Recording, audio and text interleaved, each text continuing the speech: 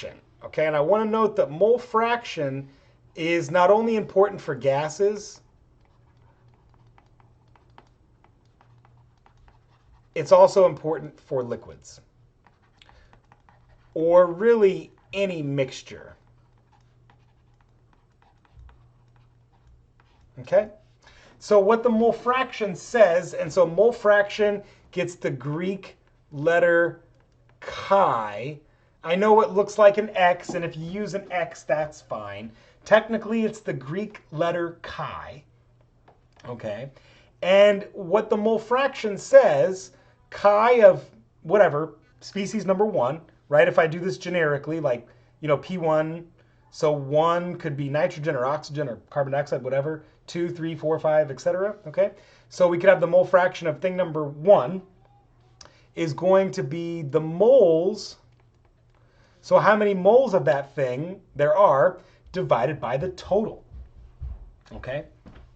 And as it turns out, in ideal gases, this is pretty cool. The mole fraction also just equals the pressure fraction.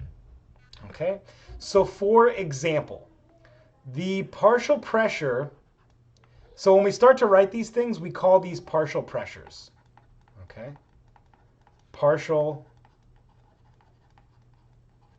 pressures. And obviously this is the total pressure. Okay? So I just told you the partial pressure of nitrogen at sea level is 0.78 atmospheres. Okay? 0.78 atm. Okay? What's the mole fraction? Well, automatically, I know that it's got to be the exact same thing. So the mole fraction would also be 0.78, and I'm going to write this as chi N2. Okay? So this works out really easily for gases. Now when we deal with liquids, the mole fraction, it's not so straightforward, okay? So it depends on density and so on and so forth. But for gases, this is really straightforward. Whatever the partial pressure is, it's going to be the same as the mole fraction, which is pretty cool, okay?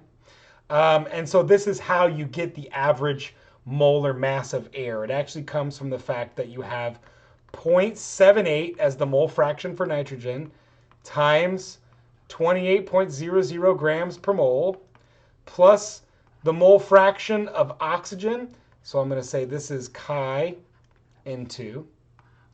This is chi O2 is 0.21. And the molar mass of that is 32.00 grams per mole.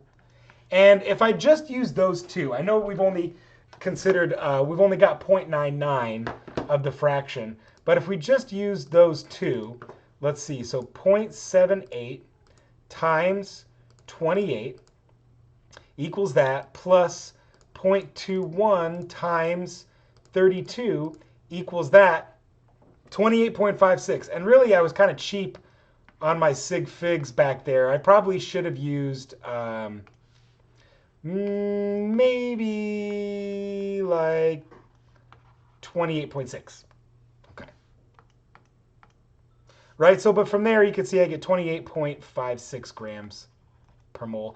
And of course, if we added the other 1% of those gases, I'd have an even more refined number for the average mass of air. Okay. So we can use these mole fractions as an easy way of doing calculations in mixtures. Okay. So here's another sample problem that's kind of cool for any of you who are scuba divers out there. Okay. Scuba divers who descend more than 45 meters below the surface may use a gas mixture called trimix to support their breathing.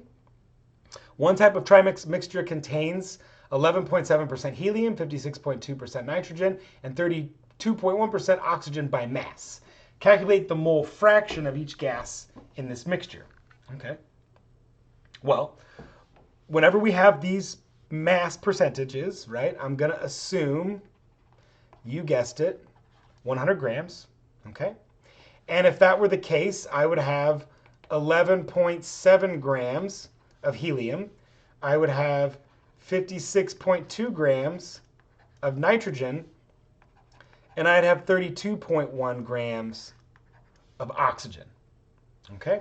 And so now the first thing we got to do to get mole fraction is calculate how many moles we have. Okay, so the molar mass of helium is, we'll call it 4.00 grams of helium in 1 mole. Nitrogen, I'm just going to call it 28.00 grams of nitrogen in 1 mole. And oxygen, 32.00 grams in 1 mole. Okay, I'm going to rely on my cheater notes here to just get this calculation done. But you should verify that it works out. So this becomes 2.92 moles. This becomes 2.01 mole. And this becomes 1.00 mole. Okay?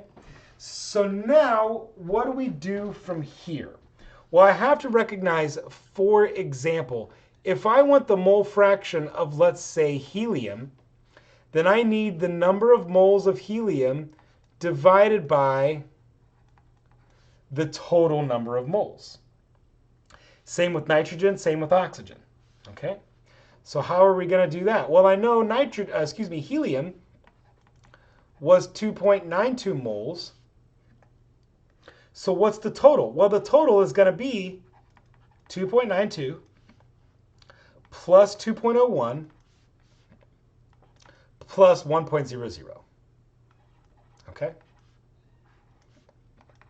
And that all gives me 0.493 for the mole fraction of helium. Okay? And so now what about the mole fraction of nitrogen? Well, once again, that's going to be the number of moles of nitrogen divided by the total number of moles. And the mole fraction of oxygen is going to be the number of moles of oxygen divided by the total number of moles. Okay? So I'm just going to cut straight to the chase and give you the numbers. So for nitrogen, I get 0.338. And for oxygen, I get 0.168. And here's how you know if you did this correctly. They should all add up to, you guessed it, 1.00. Okay, 0.493 plus 0.338 plus 0.168, beautiful, 0.999. Okay, close enough, right? Some sig fig situation happened there. So now, why is this useful, getting this mole fraction? Well, the reason why this is useful is because suppose instead of knowing the percent by mass, what if I wanted to know how much pressure there was of helium, or how much pressure of nitrogen, or how much pressure of oxygen, right? Well, now all I need to know is the total tank pressure, right? Whatever, how much pressure is in that tank. Let's say it's 2,000 psi.